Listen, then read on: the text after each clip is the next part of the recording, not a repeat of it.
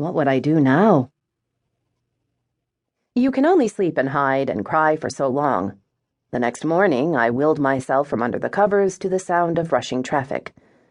I collected the path of crumpled tissues filling my room and began to face my defeat. I was sure of a few things. I was grateful to my supporters, and, even after a humiliating loss, I was still dedicated to pursuing public service. That was my story, my truth, and I was ready to present it to the world. Or at least I was ready to face the blinking red light on my phone. I went through my BlackBerry and listened to my voicemails. The first one was left at 8 a.m. by a community activist. "I am so proud of you. The future has many, many great things ahead of you, and I know that you will have nothing but great success moving forward," she said. Her message gave me the strength to start returning calls. I began what I thought would be a painful, embarrassing process of apologizing to my supporters for letting them down. But I was shocked to find out that they weren't upset or disappointed in me. They were proud of me. A surprising number of people offered some unexpected perspective. "Your loss will make you stronger. You have a bright future, and the key now is to pick yourself up, dust yourself off, and approach failure with enthusiasm. You had the courage to run for the next generation, and you were running on ideas, not incumbency, and you should be proud of that." People actually congratulated me. I was stunned, moved, and heartened. They said their support was an investment, a down payment on what I could contribute to our community and country in the next 10 years. After speaking with my supporters, reading emails, and collecting advice, I realized my career in public service wasn't over. It was just beginning. Some people have known since they were kids that they wanted to become doctors and lawyers and astronauts. As long as I can remember, I've wanted to be a public servant. Sure, it may have seemed to some observers as if I got up one morning, drank a cup of grapefruit juice, and declared on a whim, "Hey, I think I'll run for Congress today." But in truth, it was a desire that's been a part of my entire life. I've always been a political junkie and an activist.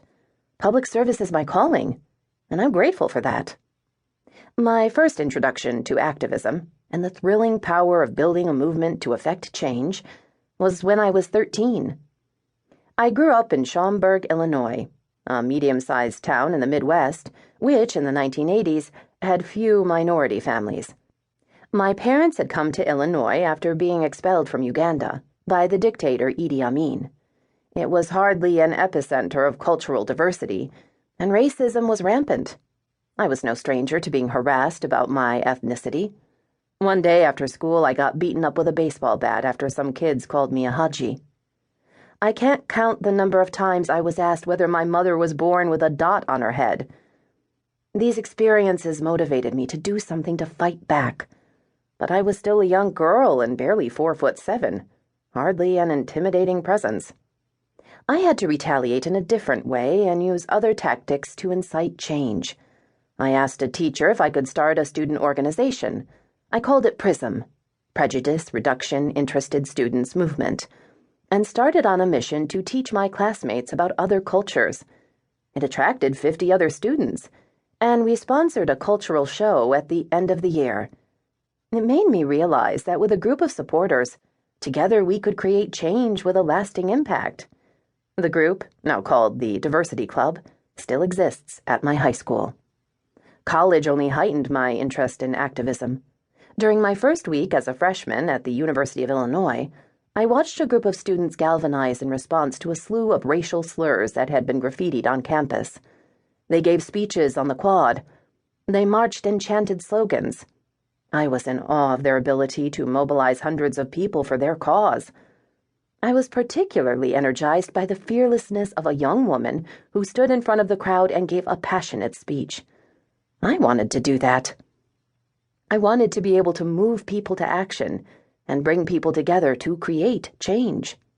I immersed myself in politics and spent my college years organizing students against the Republicans' contract with America, then Speaker of the House Newt Gingrich's platform of extreme conservative politics. I worked to demand diversity centers on campus. I helped organize a group of Asian Americans.